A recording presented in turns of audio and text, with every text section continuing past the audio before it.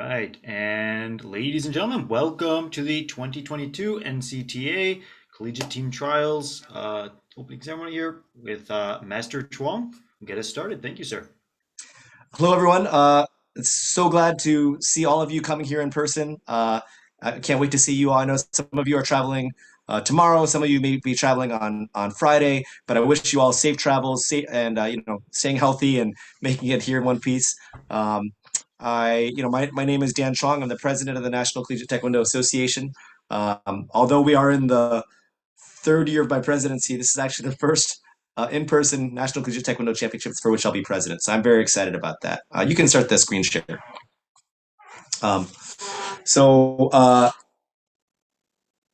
so the purpose of this session really is to kind of just give you an idea of what the competition will look like so you can visualize it and to go through some of the main points that are already available in the tournament packet and on the tournament site and have been sent out to you as overview emails and that kind of thing and reminders.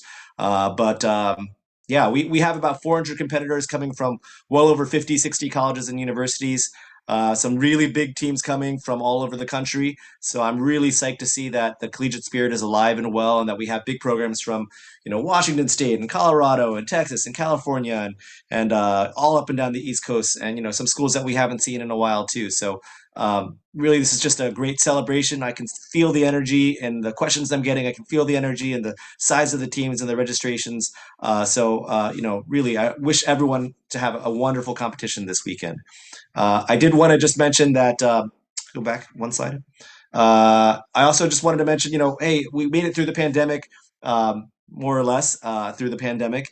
And I'm just really grateful for everyone who supported all of our endeavors. We had all sorts of things. We had forums for colleges to share what they were experiencing and to share ideas about how to cope with the pandemic. I think we had a couple of those. We had two large online events that were really well attended. We debuted even an online kicking challenge as something that we tried to give people an opportunity to do something sparring like during COVID. And of course, the Poomsae competitions were just phenomenal, the level of them. And, I think we're seeing that already in a lot of collegiate athletes going to World Poomsae Championships in a couple of weeks. We have some collegiate athletes traveling to Summer World University Games, qualified in Poomsae and sparring in February. So good luck to everyone. Really, we're back a full bore ahead. Of course, with world events, really we still have to be on guard for anything really to happen during these times, but I really appreciate everyone's mental fortitude. I just wanted to say a special thanks to the team that is going to be showing faces here and there and voices on this call, but William Estee just been our rock as far as being our technology architect for all of these events, online events, in-person events, live streaming, live commentary, tournament management. He's just really done a phenomenal job bringing our tournament into a really modern state using COTS tools. Just really impressive. Tournament committee chair Tara Sarathi, who just so many sleepless nights to make these events happen, including this one, and she's going to be presenting the rest of the slides. And then of course Master Jimmy Schulte is on the call as well. Master Sung Kim been very instrumental, and Grandmaster Sung Kim being very instrumental in getting some of these things done too. But so many aspects of the logistics. So thank you all. I'm going to turn it over to Master Sarathi, and she's going to move on with some of the key points. All right, thank you, Master Chuang. So as Master Chuang said, thank you all so much for tuning in tonight, and we're really looking forward to having a fantastic competition weekend. It's going to be phenomenal, and it's going to be amazing. So just a few words on COVID precautions. So we will require that everyone in the competition area, in the hotel, athletes, coaches, staff, spectators, must wear a mask at all time. We will allow athletes to unmask, though, while actively competing on the mat. Masks may also be very briefly lowered in order to drink and eat water. But if any participants refuse to keep masks up during competition, we will ask you to leave. So we are very serious on masking at this event. In terms of what masks are allowed, we will ask that 3-ply or better paper mask will be allowed, so no cloth mask. 3-ply paper mask includes surgical or procedural masks. N95s, KN95s, KF94s are acceptable. And for those who do not have any of those types of masks, we do have a limited number of masks on site that can be provided. In terms of the venue, it's a beautiful venue. So the tournament venue is going to be at Kwon's Martial Arts. The address is 72 Jefferson Street, Marlborough. The tournament space itself will be at Slam Volleyball Center, which is right next door and is connected to Kwon's Martial Arts Studio. And the Kwon's Martial Arts Studio will serve as a holding area. So any athletes who will be preparing to actively compete within the next hour or so will be in holding area. As your match called, you will be walked over to the competition area, which will be the Slam Volleyball Center. Once you arrive to the Kwon's Martial Arts / Slam Volleyball Center area, we will have one door where competitors / coaches can enter for holding. The other doors, except for the spectator entrance, which I'll get to in a second, will be locked, and there will be signs pointing where competitors and where coaches can enter to the holding area. There will be one door that will be allowed for spectator entrance, and coach any spectators who are credentialed athletes or coaches who can watch. I will say a little bit on how many spectators will be allowed in the venue shortly, because the space is limited. So just be aware that we will have a limited number of space for spectators to have to come in, but there is an entrance for spectators, and we will be checking your credentials, which will be emailed out within the next 24 hours. And we will be checking wristbands for spectators who pay a spectator entrance fee.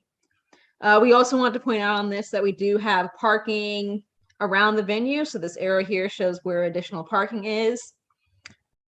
And there are also a few other parking areas that are circled here on this map in the top left-hand corner, bottom right-hand corner, in addition to the parking space right outside the competition area. And one last time, in case the pictures are not clear, we do have a graphical picture here that can show on when you get to the venue, your far right or far left in this picture is your competitor entrance. There are some other doors which will be locked, and then there will be a spectator entrance, which again, we will ask anyone watching the match to have either a credential or a paid wristband before entering that space. I also wanted to point out the restrooms. So there are 4 restrooms which will be located throughout the building itself. In addition, because they are single-stall restrooms, we also have portable toilets that will be available outside the competition the competition area as needed.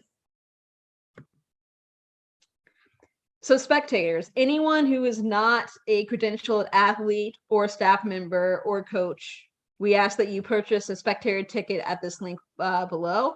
Because I mentioned before, space is very limited inside the tournament, the competition area itself.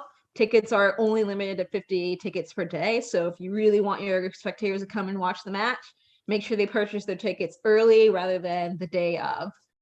Athletes do not need spectator tickets to watch their own matches, but we do ask if you're going to watch a match, watch the only match that you care about, and then leave the competition area so we can make room for more spectators as the day goes on. We ask that spectators follow the masking rules that I presented a few slides ago, and also note that spectators will be issued wristbands, which can be picked up at the counter by the spectator entrance, but you'll have to show your purchase receipt from the site that you purchased your ticket from before getting a wristband. I also want to mention, because there is limited space for active in-person spectators, we will be live streaming the competition on YouTube. We will have monitors in the holding area where you can watch the live stream feed if you are in the holding area and not actively able to be on the floor to watch. And also, if you're at the hotel room or anywhere at the hotel or anywhere else, you can watch the competition live stream. So we do ask that you do that unless you really, really, really want to see a match in person. So registration and weigh-ins. Registration and weigh-ins is going to be at our host hotel, which is the Embassy Suites Marlborough. The address is listed here on the slide. Registration on Friday is from 9 to 8 p.m. and on Saturday from 4 p.m. to 8 p.m. Once you get to registration, we do ask that... That's 2 p.m. to 6. Sorry, sir? I think he was saying that Saturday is 2 p.m. to 8 p.m., not 4 p.m. So we will change that shortly. We do ask, since the very first call time for Friday competition is FISU Pumse team trial competitors, we ask that you try to get to registration right at 9 a.m. And if there is if there is a line at registration, we will allow the FISU team trial competitors to come to the front of the line because they will need to get to the competition venue right at 10 a.m. to start competition. Once you get to registration, we will have 3 lines. So line 1 is for confirmed athletes only. So that is your student status has been verified. You're completely registered on Sport 80. You've not received any emails from our eligibility chairs. If you have, then you are not confirmed. You will also know that you're confirmed because I mentioned earlier, within the next 24 hours, you will be emailed your own credentials. We ask that you print out your credentials ahead of time. Come to registration. Once you come to registration, we will verify your credential. And if you are sparring, we will give you a sparring weigh-in ticket, and we will also give you a badge sleeve and a lanyard so that you can wear your credentials throughout the weekend, which you will need. Our second line. Master Sarathi, do you mind just paging up and paging down once really quick so that we can fix that page forward and back up? Okay. Well, anyways, I just did want to make it clear for everyone watching that the Saturday registration time is 2 p.m. to 6 p.m. So not 4 p.m. to 8 p.m. If you restart this slideshow, it might restore that because I've edited that slide.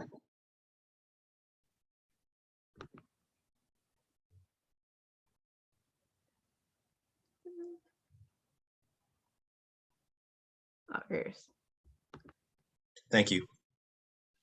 Thank you, sir. So registration's 2 p.m. to 6 p.m. on Saturday. I just finished explaining the line 1 for confirmed athletes. You will receive your badged email credential. If you do not receive an email with your credential that we ask that you print out ahead of time, you will need to go to line 2, which is the pending line. And we will, if you have any issues with your registration, either you need to pay money or you need to verify your student status, you will be directed to line 2 where you can take care of that, and you will receive your credentials and weigh-in tickets there. Lastly, we'll have a 3rd line for any coaches and staff to come and pick up your credentials. And that's only if your payment and background check / safe sport is complete. If not, then you may need to go to the pending line where you may need to talk to the tournament staff. Lastly is weigh-ins will also be held at the hotel, at the Embassy Suites Hotel. It will be next door to the registration area. We'll have signs labeling which rooms are clearly for male and female weigh-ins. Weigh-in times on Friday are from 12 p.m. to 8 p.m. for color belt sparring, and Saturday from 2 p.m. to 6 p.m. for black belt sparring. So schedule. So Friday is going to be the all Poomsae competition. So championship black belt Poomsae, color belt Poomsae, FISU team trial black belt Poomsae is all happening on Friday starting at 10 a.m.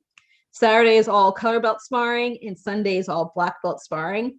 The call times for each division for each day has been posted to our website.